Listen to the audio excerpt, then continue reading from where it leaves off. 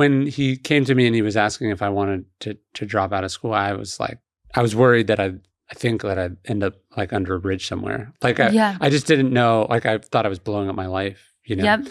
And I remember he said, you could read about things happening in the newspaper, or you could be the one doing things that are in the newspaper.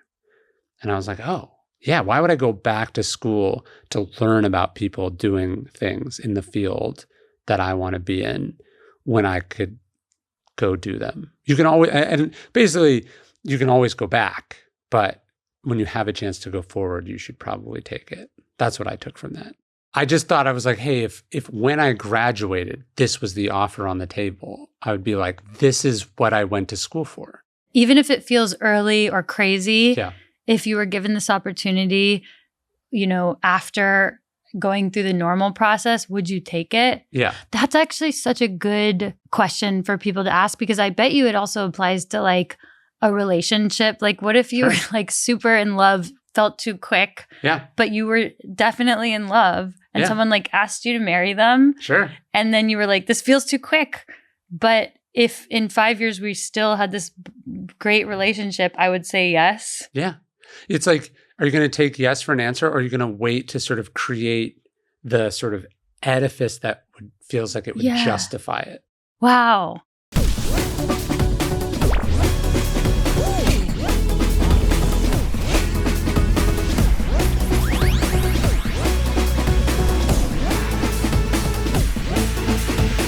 We live in a complex and ever-changing world, a place that is maybe harder than ever to successfully navigate. The answer is surely to be brave, but it's also to seek and be open to guidance. Mentors are the one consistent through line in the lives of all accomplished people, myself included. So welcome to Mentor Buffet, a feast for those, like me, curious about who helped the most successful among us succeed. We're back with Ryan Holiday. Ryan is a writer who's introduced so many people to the Stoics and Stoicism, and today we get way more personal.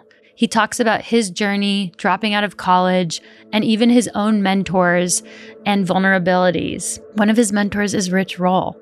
It felt really good to me to learn more about Ryan today, and I think you guys will really enjoy it and learn a lot from it too. Ryan Holiday's new book, Wisdom Takes Work, is the fourth book of 4 in his Stoic Virtues series.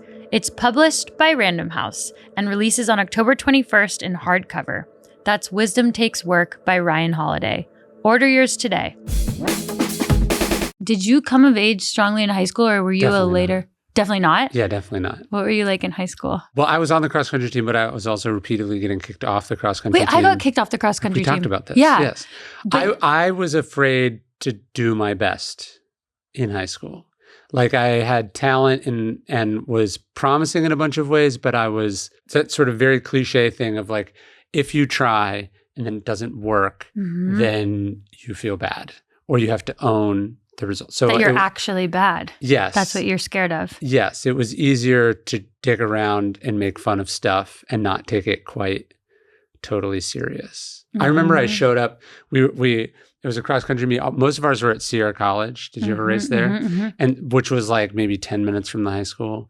And so one time I remember we were supposed to drive. We were meeting there. I was old enough that we could drive. And I showed up and I was just eating Carl's Jr. And my coach was just like, get the fuck out of here. Like, what are you doing? Yeah. Like, just get me out of the meet, because I'd stop for fast food between school and the race. So I was just having fun. No, you were a sandbagger. Yes. Because that's what that is, right? The one that gives himself or herself the tangible excuse as to why they didn't do well so that they can't blame themselves. Yeah. And it was, I had this weird experience where I was like, okay in high school at a bunch of stuff. And then when I went away to college and I started writing, I suddenly met, in a very short amount of time, I not only met a handful of people that were doing what I'd wanted to do, which was write, and then they saw something in me, and I went from like being like an ordinary kid to a kid that was going places very, very quickly in a way that I'd never anticipated, and never, like, suddenly these random sort of pros at what I wanted to do were believed in me more than my own parents had. And it was very both exhilarating and then also kind of disorienting because I wasn't equipped. My sense of self-worth was very quickly outpaced by like what the market was pricing it at, if that makes sense. And so it was a very weird kind of heady time for me that I wasn't prepared. Your parents should believe in you more than the world. That's how I think my kids are the greatest in the world. The amazing, and probably like, that's how I think it should be. And my experience is very different, if that makes sense. That moment of somebody else believing in you enough that you take the risk to lean into something is something that you can't demand. Yeah. You're really lucky when you get it. And it seems like for you, that was a turning point of not trying for fear of failing and just trusting somebody else more than you trusted even your own ability to succeed at something that you were passionate about. Yeah, so I had a weird, I just thought about it as I was driving here. So for some reason I decided, because I grew up in Sacramento, which you grew up near there. Where was it exactly? Alameda, the island city. Yes. So Sacramento, I think, is not what people think of when they think of California, right? And so most people think Southern California. So I wanted to go to school at Pepperdine. That's what was like my dream, because I'd seen a picture of it and it seemed like California. So I wanted to go to Pepperdine. And I remember we were on some trip or something, and I pressured my parents into taking me on a tour of Pepperdine. And I remember we're walking around and my mom leans over and she goes like, this school is extremely expensive. And I was like, oh, okay. I have no idea what things cost. And she goes, you would have to become very, very successful to be worth sending here. Oh, wow. So that was kind of my experience growing up. Like there was a conservatism, and I don't mean like politically, I just mean like thinking kind of small. Like both my parents went to community college, community college and then like a state school. And then I think the expectation was I would do something like that. And so it was, flash forward a couple of years later, I was going to school in Southern California, not at Pepperdine. And I had an internship at this talent management agency in Hollywood. And I remember I was about to go back for my sophomore year, and my boss was like, I don't think you should go back. And I was like, what do you mean? Why would I not go back? And he was like, I think you're ready to work here like now. And I was like, what are you talking about? So I went from like, you might not have what it takes to like, we would like to pay you to not go back to school. And that was all very new and different. And it was shocking to you. Totally. I think I'm hearing that from when you received that from your peers as a writer, and now at this agency, at this intern. They were all kind of the same thing. And it's uncomfortable a little bit, even though it's a compliment. It's difficult to process because it's almost like everything that was true for you up until this point has been like completely flipped on its head. Yes. I think sometimes people think that like a mentorship is something that you seek out. And that is like a lot of people are trying to get someone to notice them and help them. But a lot of times, and I find this even with people that I've had work for me, is you see something in someone, and it's a rare enough thing that when you see it, you're like, I need that in part of what we're doing. And so I just didn't understand that that's how the world worked. That like there's a system. I think maybe people understand that it works in sports. Like sports is in the business of identifying and cultivating talent. And potential. And that they try to find it young, and they draft it, and they pull it into the organization, and they make it into what it is. But the rest of the world works that way too. Right. What is it called? Like right now I'm working on this like television pitch, and they're talking about it's a buyer's market or something, what I mean? Where it makes you feel like you're vying for these, like there's like one slot and there's 800 people. Yes. And this is almost like, but also like people are looking for this stuff because there's a need for new, fresh voices and new contributors. Like there are people who will see you if you're able to be yourself enough for them to have the opportunity to see you. Yes. And I guess my question is, was it easy to be yourself? Because clearly you were standing out. Yeah. Right? And are you someone who just can't help but like be really honest or say how you feel, or like, because for them to identify you, it means you had to be yourself in those contexts, right? That's a good question. I don't know exactly. I do. So I remember I was going to school in Riverside, and I had sort of two things lined up, and that someone had sort of gotten me spots for. I remember one was a potential internship at a record label, and I had no idea about how these things worked. And I remember I went in a suit, and they must have looked at me and just been immediately no, right? Like, this person doesn't know what we do and they don't know how this works. And so that didn't happen. And I remember going like, I'm never fucking doing that again. And I remember I showed up to this talent agency that I ended up working at, and I just went in like jeans and a t-shirt or something. And the guy who went on to be my boss and my mentor for many years, we just like shot the shit for like 3 hours. We just like talked about stuff. We talked about books, and we talked about life, and we talked about trends and things that we knew about. And I think I did sort of realize that that's really how most things go. That like, if you're pretending to be something you're not, it's probably not going to work for them or you. But they are looking for something. And if you are confident that you are that thing, the clearer you can make that, the better you're going to be. I actually have a story in The Obstacle Is the Way that I loved about George Clooney. And he realized at some point in his career that they're trying to fill the spot.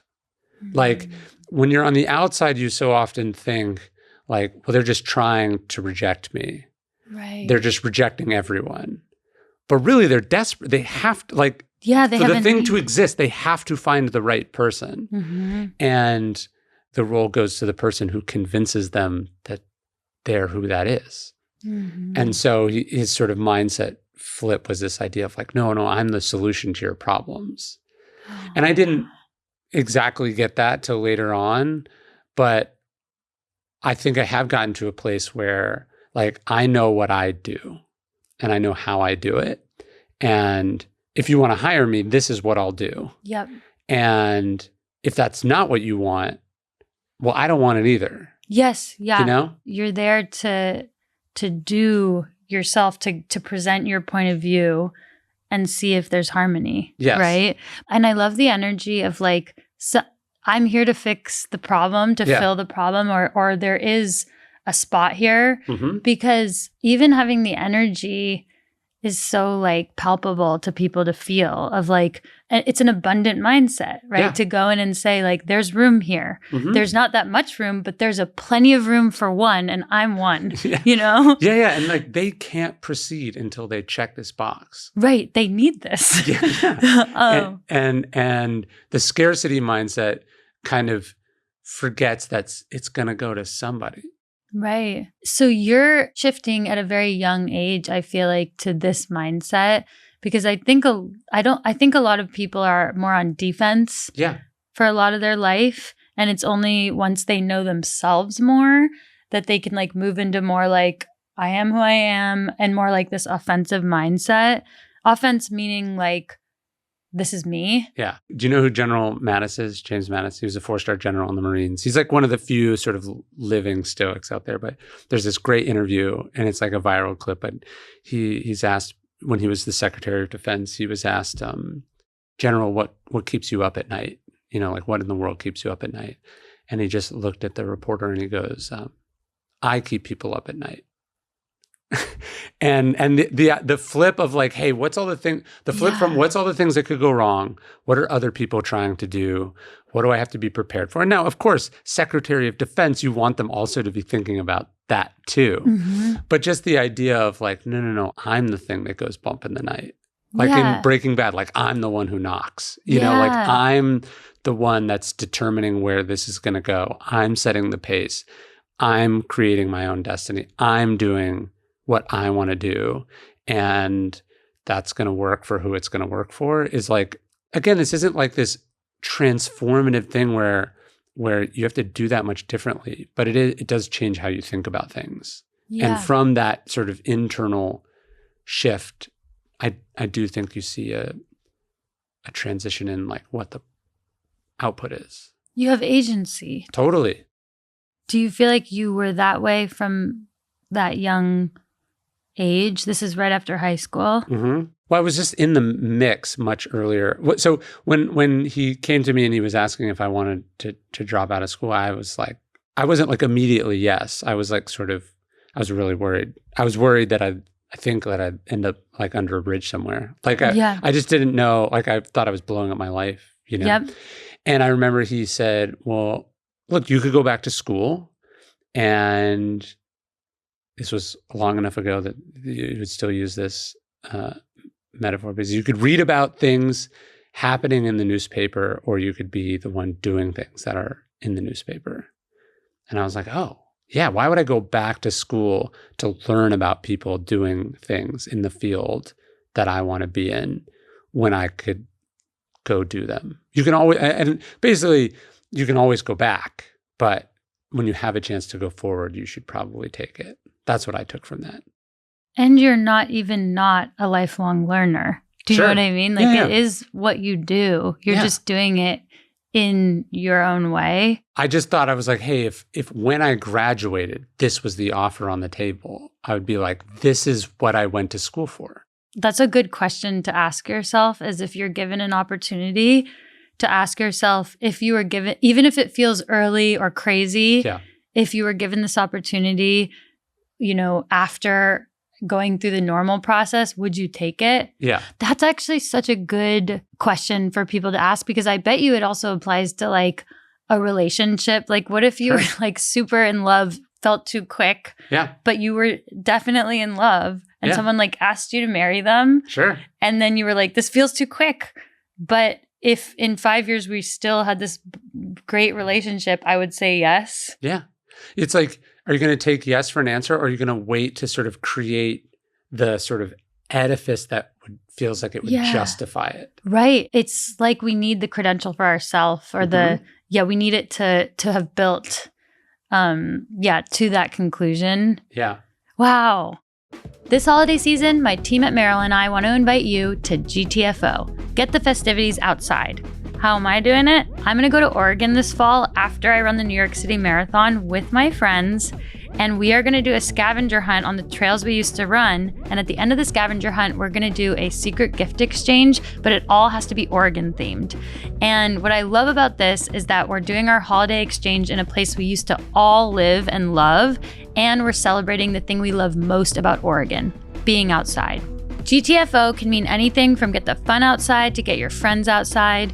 This is an invitation to get outside and celebrate. For over 40 years, Merrill has been a global leader in hike. For a limited time, we're partnering with Merrill to give you an exclusive offer of 25% off your first purchase using code MentorBuffet25 when you check out on Merrill.com.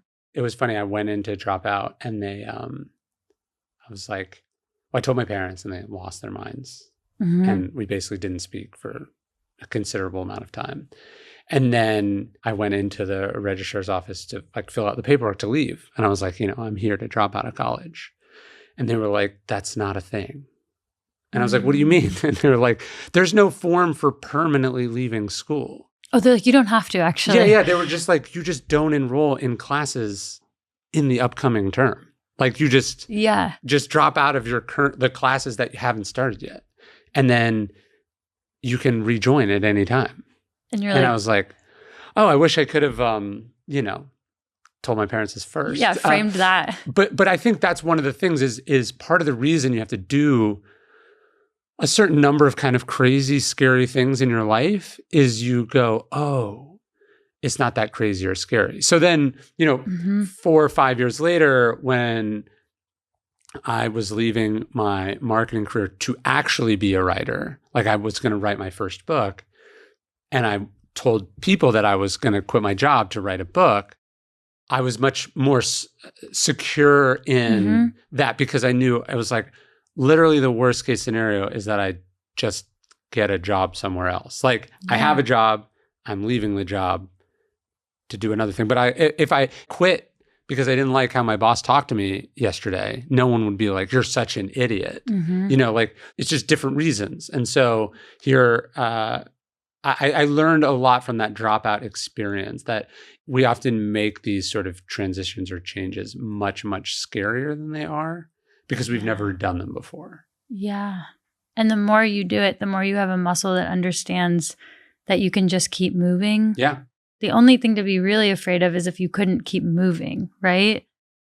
Well, and literally moving. Like I meant literally moving. I mean, like if you've never like moved from one city to another, the prospect of moving from one city to another feels very scary. Yeah. And then you're like, no, you get an apartment, you move there, and then you meet someone in the hall. Like it's a process. Like people have been doing this for thousands of years. Yes, which is why it's good to like be educated on what people have done.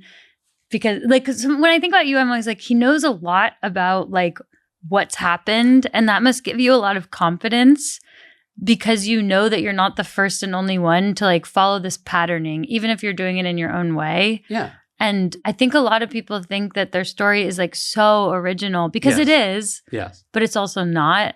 Totally. I mean, it's like Da Vinci is moving from one city in Europe to another, trying to like make this art thing work. You're like, if Da Vinci had to do it, you can move to New York or San Francisco or LA, or you can move back and forth to them 5 times. Like it's just how it goes. People have been doing it for literally hundreds of years. Yeah. And it was, most of the things that are scary to you about it were scary to him too. Right. Like he was like, where am I going to live? Where am I going to eat? I like my places here. You know, like it's just a story as old as time. Right. But people are afraid now because I think they're just seeing a lot of actualization without a lot of process, or the process is like, you know, sanded over in a way where they don't get any of the like existential. It's so pretty that it doesn't feel ever as bad as they think it feels for them.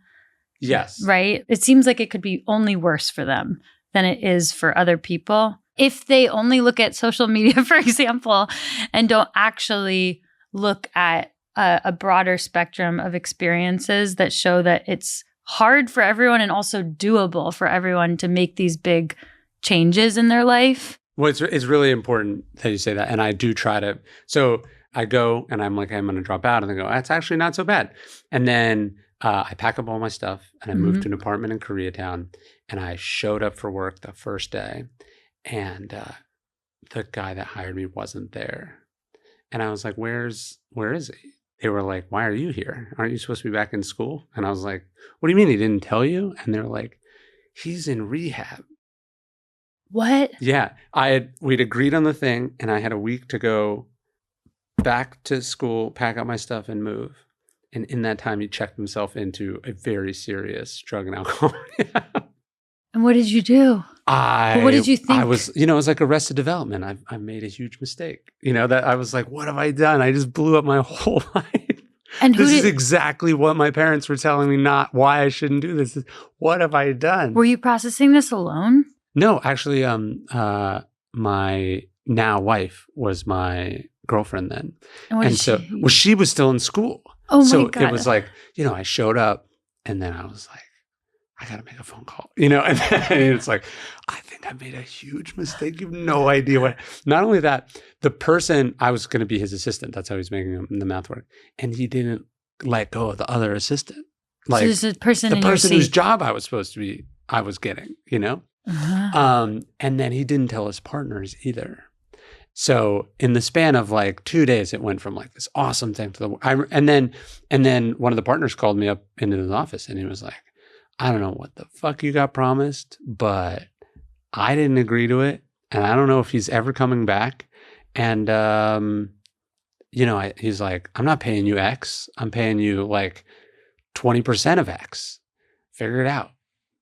And that was my rude awakening / introduction to the world where you're not a student and everyone is trying to help you out. And if you keep the camera rolling, It was a scary couple of Yeah. weeks. He came at some point. He made his way back, and it worked out. You stayed, yeah? I mean, I'd already Yeah.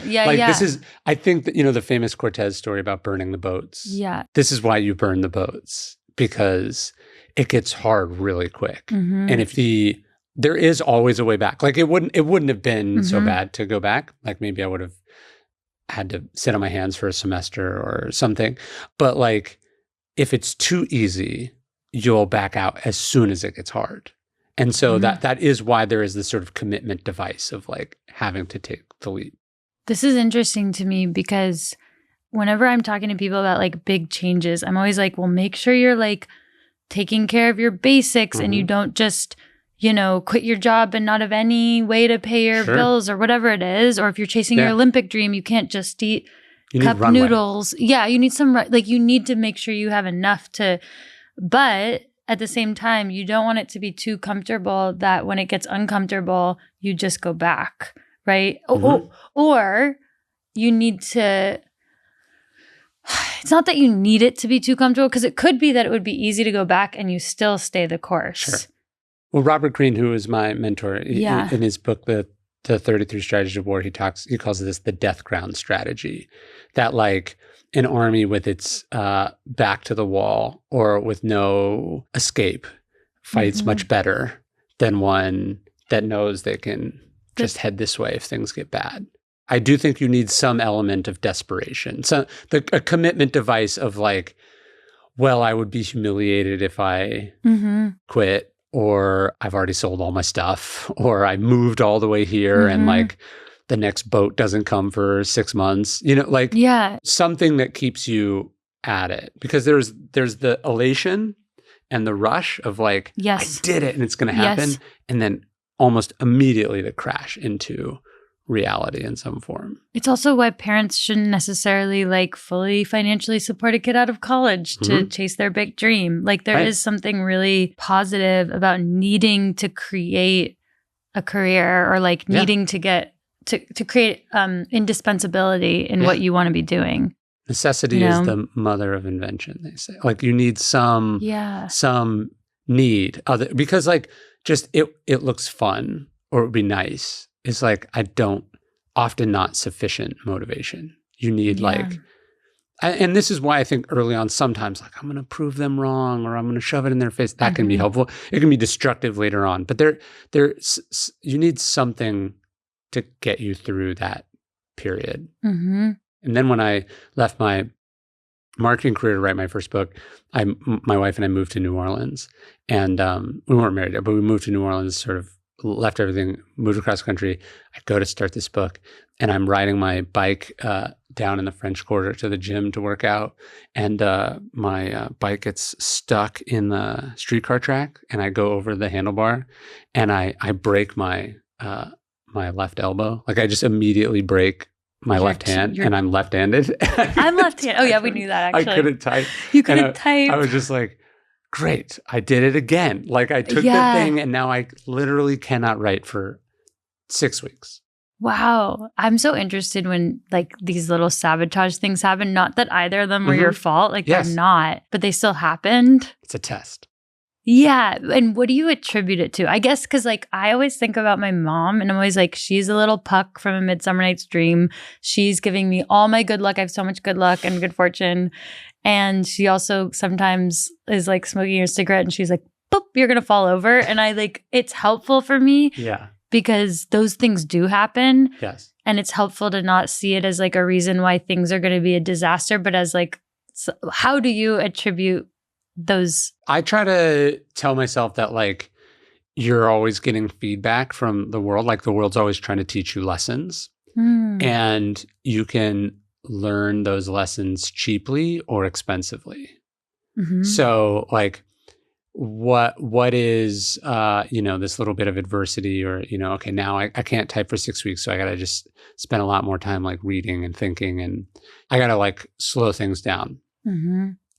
I'd like to learn that here than when the stakes are higher at some other point down the road. Yeah. So I just kind of think about it. It's like, this is valuable. I'm gonna take it now, as opposed to like just blow right past it and then have to have it yelled at me later. Yeah. I also love that you have like a very strong relationship with experiences in the real world as like valuable like lessons for you, because you are someone who draws such wisdom from history and from other people. It's cool to hear so many examples of you learning in the real world what you know. I see you as someone who has learned a lot and shared a lot about other people's experiences, and you do such an amazing job of synergizing it and making sense of it in a way we've never understood in its digestible form. And yet there's so many instances in your life where you had to figure it out. Well, I just mostly don't write about myself. That's what I'm saying. You don't write about yourself. I usually, I'm in the books, but I'm usually like, is the best way to open this book a story about me breaking my arm and then having to like rest for 6 weeks? That's not that interesting. Like I'll give you a better one. Like Ian Fleming, the creator of James Bond, he has these heart issues. So he gets hospitalized. And the doctor's orders are, you absolutely cannot work on another book while you're in this hospital. You have to like spend like however many months recovering. Like you have to take it completely easy. He's like, you will die if you work on another James Bond novel. So he's sitting in the hospital and he writes Chitty Chitty Bang Bang. So like, am I going to tell the story of me breaking my arm, or am I going to tell that story? When I hear that story, I recognize in it something that mirrors a similar experience that I had. Just the stakes are higher and they're more interesting, and there's going to be a greater recognition because one is one of the greatest, most famous writers of all time. It has a much more unexpected payoff. Like I didn't even know that the same person that wrote James Bond wrote Chitty Chitty Bang Bang. Like I would not have guessed that. So what I'm usually doing in my writing is supplementing my own experiences or things that I've learned or observed in ideas or quotes or philosophy that just I think has a greater resonance, which is what I learned as a research assistant. It's really cool that it all comes from such a real place, though. It should. To me, of course it should. It's just like, I think the random person finding your book, because they're everywhere. And so it just makes me happy to think about the handlebar story and then being like, I get that it wasn't the most powerful way of sharing it, but it's still like how you clicked and were like, I just hate when I'm reading like a book that's supposedly this like, work of scholarship or psychology or whatever. And then they're like, so my friend Steve. And I'm like, who the fuck is Steve? Who cares? You know? Or when somebody's opening the book with like a story about like, so there I was talking to a group of sales executives from a big company. And I'm like, this is not as cool as you think it is. Right. Well, it's, and you're saying it's almost a little bit lazy not to find the most actualized example of this to do the best job of communicating what you're trying to communicate, because it's more helpful to people, which is what these things are supposed to be, compelling and helpful and illustrate in the most like saturated way. If you had to look at like the primary colors versus pastel, you're saying don't do the pastel, actually like put more and more ink on that so that it's vibrant. Yeah. And then they're like, like they say in The Godfather. And it's like, okay, but real people said things in real life. Like read a book and tell me what they said. Yeah. That's good to hear.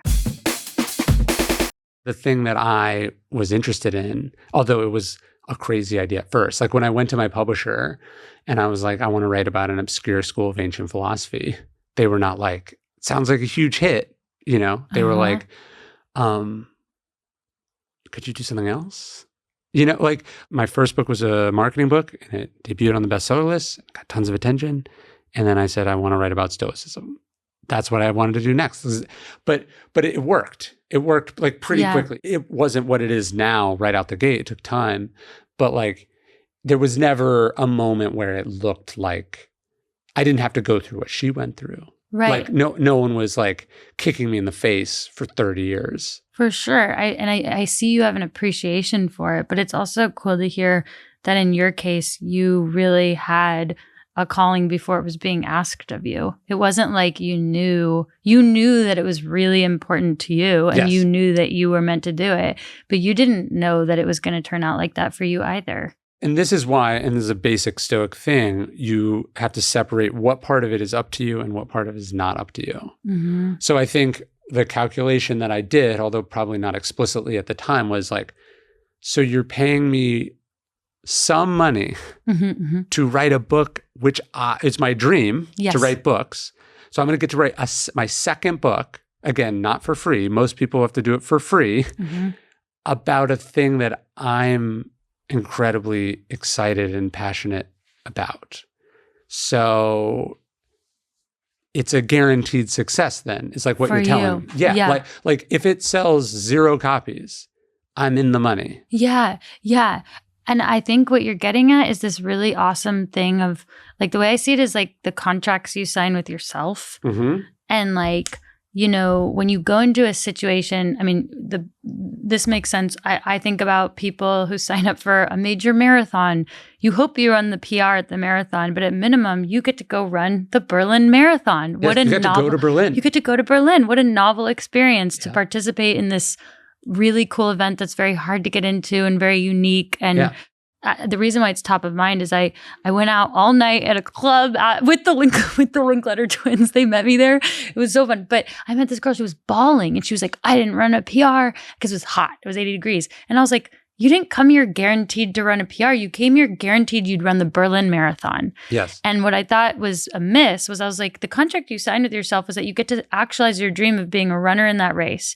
Just like for you, you got to write a book that you were paid to write. At minimum, you got that, you know, contract executed, and you got to write about the thing that feels like your purpose and your passion. And I think a lot of people do run into that. There's like a fallacy, or they get confused where it's like, hey, if you get the opportunity to do something that at minimum actually is a thing you say you are curious enough or interested enough in doing, and you have that opportunity, let that be real for you, and don't rob yourself of the joy of it because you don't know how much it's going to scale, or whatever the next, you know, the bestseller list, you know. Success is the bestseller list, or success is the Nobel Prize, or success is I'm the #1 ranked so-and-so. All the parts of it that are not up to you. Yes. And it's funny, Epictetus actually says, if you only run races where winning is up to you, you will always win. and he just means if the determining factor of who wins the race is something like you're the crowd favorite, well, then you don't get to, you have no, you're not the deciding factor in that. Yeah. And if you win a race that you could control, then you're not really winning a race. You're just executing, you know what I mean? Yes. Like that's like I guess that's the thing. Yes. It's like, the race I'm running is to write the book that I always wanted to write. Yeah. The race I'm running is, here's the idea I had. Did I do it? Or did I grow as a writer? Did I have, like part of how I judge them now, that I've done it a long time. And I've been lucky enough to kind of cross off some of those other like surprise accolades, is I go like, was I not miserable while I was doing it? Right. Like, you have other goals now that you can supplement your, or just like, hey, did this integrate into my life in a like not so disruptive? Like I'm proudest that I did really good work and I didn't have to be what they call him, an art monster. I didn't have to be an art monster to do it. Like I feel like this is more impressive to me. Yeah, I feel like this as a runner now. Yeah. And it's something that because I was like, oh, I still want to like I'm doing my first ultra competitively in 2 weeks. Ooh. But I didn't train as I want to do it with the life I'm building. It didn't have to take over your existence in the way that maybe the competitor in you would previously make it. Yeah, and I'm not letting it, and so I actually can't control the result. Yeah, because I'm not trained by a coach. I'm not in Oregon training, you know, in that way. But that was what I signed with myself. Was like, I want to keep running. I have a curiosity. I love the life I'm living. We'll see what the result is. Yeah, and I don't have control over that result. Yeah. Right. And you never really do, Sure. but you have more control when you do it in that curmudgeon-y way that we were talking about. And so maybe that's a cool evolution in both of our careers. Yeah. You know? It's like, can you be really good at something or even world-class at something and not be a maniac? To me, Yes. that's like my aspiration, The next frontier. to not be a maniac. You got to just live in Bastrop out on the farm. That's what I'm learning. Well, you just meet people and they're maniacs. And you meet people that aren't, and you're like, what is there? Yeah. Well, you meet regular people and they're not maniacs, and that's impressive. You're like, oh, wow, I'm like jealous. That would be cool to live that. Like you just like wake up and you're just not beating the shit out of yourself, and you're just like, go about what you're doing. What's that like? Then you meet someone and they're like, well, wait, you have 3 Super Bowl rings and you're not a maniac? What's that? You know? And then that's, I don't know, that because if you have that tendency, you know that it's actually easier to turn yourself over to it than it is to keep it on a leash. Yeah, because it works. Yeah. Right? Yeah. And it's your default setting now, probably. Yeah. And it's just turning the volume as high as you can all the time, and you don't have to make a lot of decisions because the decision is just maximal toward. And it's all about you. Right. And it's all about you. It's just this creeping sort of worldview where, like, of course it should revolve around me also. Like, don't you see what I'm doing? Don't you see who I am? Look what I've accomplished. Right. And people can have it that way because other people can cater to it too. So it really is on you to make the change. Yeah. People will accept it because there is you can get away with it, I guess. I remember when our second child was born, maybe our first, like some offer came in. One of the hard, this is a very fortunate thing, but like, you just get like offers like, hey, do you want to go here to do this? Yeah. And it's like this disruption because it's like now the opportunity cost is like, if I don't do that, it costs me X, you know? Yeah. And I remember like I'd been planning to take like some time off, and this offer came in. It was like, I don't know, 3 weeks after our son was born. And I went to my wife and it was like, hey, should I do it? Not like I want to do it, it's important to me, but like, should I do it? She was like, no. And I was like, but don't you think I should? Like, I wasn't like, I didn't feel strongly about it. I just wanted someone else. And she was like, no, you absolutely shouldn't. And then the certainty of that was not threatening to me, but it was just unfamiliar to me because like, I don't feel comfortable enough feeling that way. And I was like, I was like, what do you mean? Like, I was like, if I was in the NBA, like I would just be playing. You don't take 3 weeks off when you're, and she was like, are you in the NBA? And then she just walked away. And I was like, oh, you just think I'm like a regular person. Right. And I was like, I am a regular person. Fuck, Well, but it kind of reminds me of that shock you had when people believed in you when you were young too. Yeah, of like, it's the opposite. Anything unfamiliar to us is going to shake us up. It doesn't mean it's wrong or bad. It means our nervous system is like, wait, what? Because, it takes us out of the binary too, right? Because it really the like opportunity, good, like it's not just black and white like that. Yeah. So I totally get it. And like, there's the thing of like, there's more to like I'm endlessly curious about like, can I expand my life in different ways? Would I like that? And also, can I still survive pushing through or doing the things that I'm passionate about while also having these like more kaleidoscopic experiences, staying up late, like things that used to be forbidden to me. Sure. Are they allowed? And you don't have to be a monk anymore. Yeah. But I also like know that stuff helps. Like it's not going to hurt my career or my ability to support myself and survive. But I am curious, like, can I have it this other way and still have integrity with what's been important? Or if you're really disciplined, then everything becomes a matter of discipline when it's not, So it's like, okay, this book that I'm working on now, which is kind of a different swing for me, and I'm really excited about it. I love it, and it's a challenge, but it's really hard. And so like if you've done hard things before, you're like, you got to be all in. And then it's like, okay, my wife is sick, or it's Christmas, or my son needs 5 extra minutes at drop off. Like, is this project, which will be multiple years, is it measured in 5-minute increments? I mean, in the sense that everything is measured in small increments, and you get used to sweating tiny things as a disciplined person. And there's this part of you that goes, if I let up, like right here, this is where it all falls apart. And then you go, no, actually, I think it might require more discipline to be like, what's more important is school drop off right now. Or what's more important is just like not just being present and doing this thing and not having half my brain over here. Because it requires constant decision making instead of one big decision to always say no, right? Or to always opt for this North Star. Yes.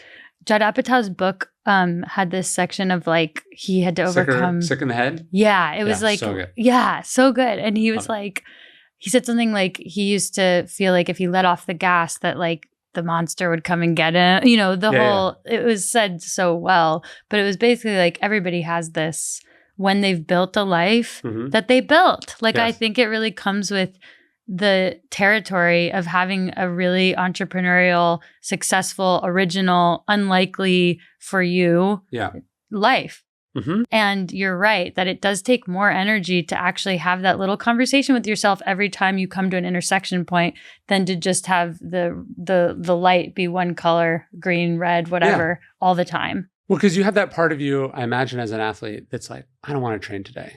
And if you listen to that, if you start listening to that voice, you're done. That one you never say yes to unless you're injured or you haven't slept or something. So then you get used to just like always doing the thing. Yeah, it becomes, well, then that's like there's an adrenal fatigue, there's like a willpower, like there's a reason why you automate those answers, right? Yeah. But you're saying that there's a time in life to try to evolve that and maybe test it a little bit and let the rules kind of be more present with those decisions, actually. Well, and like one of the reasons it makes sense, like specifically in something like sports, is that you're only able to do it for a short period of time. Yes. So like the sport and the sponsors and the coaches, everyone's like, let's wring every ounce of potential from this person, and who cares about the remaining 40 years of their life or whatever, right?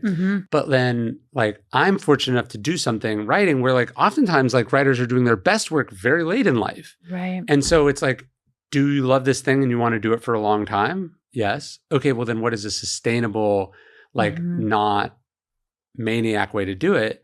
And then although it must be interesting for you as you're training for this, like it is kind of a new development in running that like the best ultra and super ultra endurance athletes are like older and older than they thought possible. Like I know. Suddenly it's like, whoa, if you burn yourself out in your 20s, you can't do it in your 40s and 50s like some of these people are doing it. And so you ultimately have to have more discipline to pace yourself.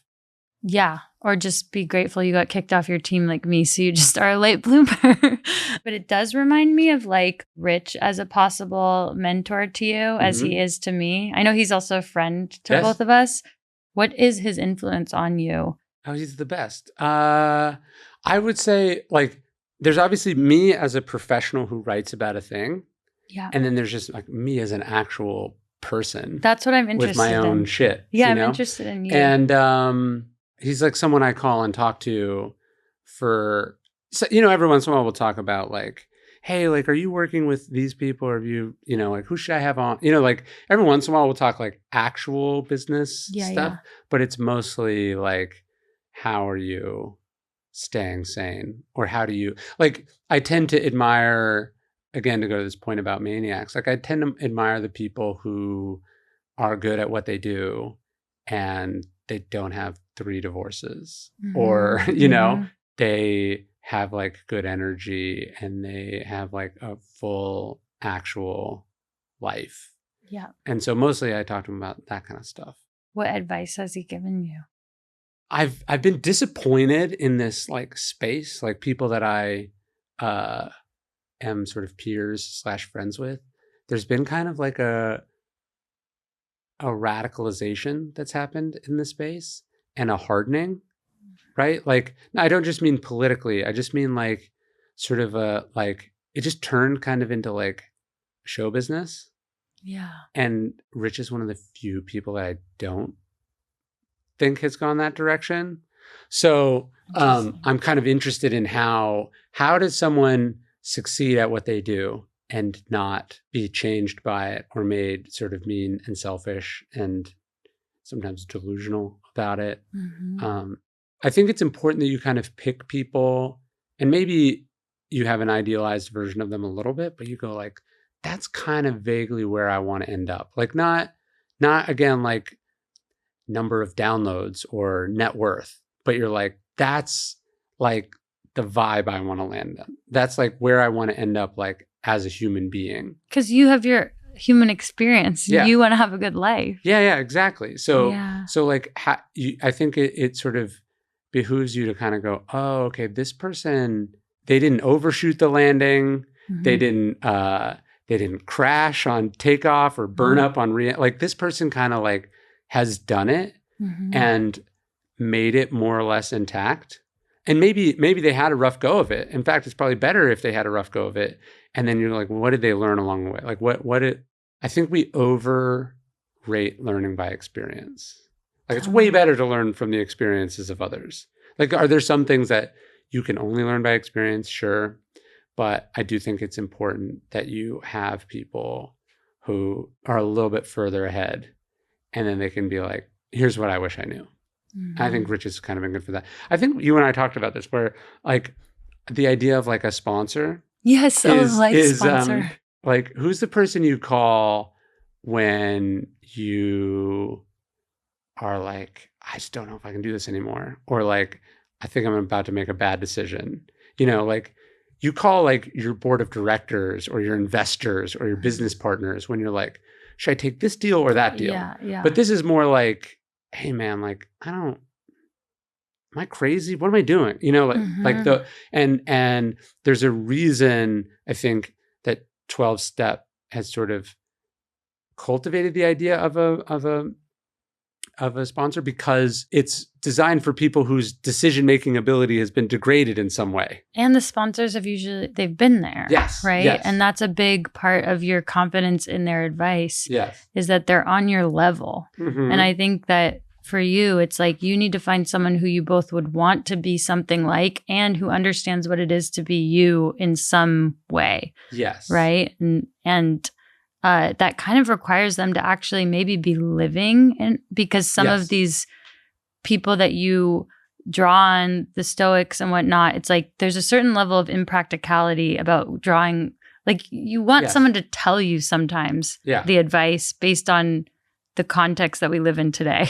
Yeah. Too. Yeah. And it's like, look, like, you know, maybe like your village priest would have fulfilled this role like 500 years ago. Yeah. But that's not really how it works these days. And there is something too about that is maybe isn't super relatable, but like as you become successful, or if you achieve any kind of level of public notoriety, now you also have to be careful about who you tell things to, right? There's like a trust and a privacy thing that you have to be cognizant of. And so I do think it would be nice if there was, it would be nice if that was a thing available to people who were not recovering addicts. Yeah, the sponsor, the sponsor of life.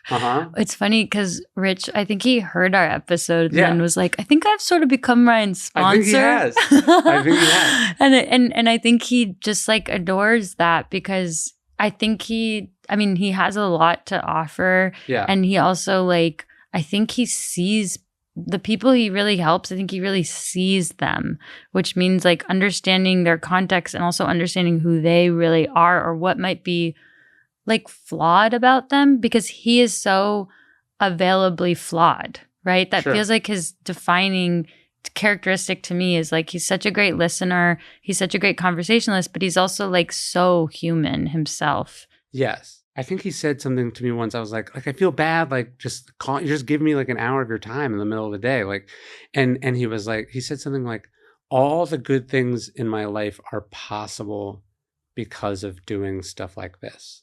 And I think that is, from what I understand in like this sort of recovery community, the idea of being of service, it's good for the other people, but the idea is that it's good for you because it gets you out of your own head. And then it's also creating this kind of like feedback loop. And so I to kind of pull full circle, like the mentorship thing is you can cultivate talent that helps your business and your brand, what you do. It makes you better in that sense, but it's mostly for your kind of well-being that you're doing it. And you find that the sort of generosity or patience or time you spend, like one of the primary beneficiaries of that is you. It's very easy for your world to become all about you. And when you have things that are not about you, it's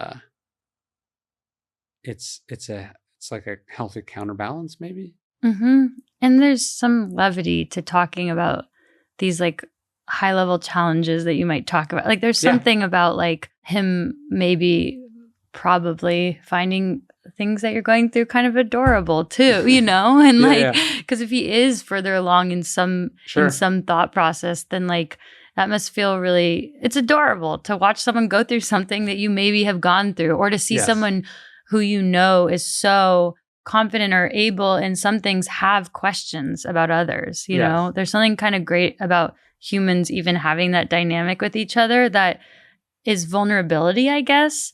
But I think there's a delight in it too. Like there's a delight in being around other people when they're fragile. Also, like by being compassionate to others, you are able to be more compassionate to yourself. So like I see this with my kids who are both pretty sort of neurodivergent, and it kind of helps you go, oh, they didn't just like come out as a surprise. Like it's like, oh wait, I'm like this. Oh, you know? Wow. And then you go, oh wait, like when I see them struggling with things, I go, I have that, but I also have 30 years of experience dealing with it. And that's why I'm not punching people in the face right now. But you've only been dealing with this for 6 years or 8 years. And it's a lot. You know what I mean? And you go, oh, okay. So that's why I was that way at 8 or 10 or 15.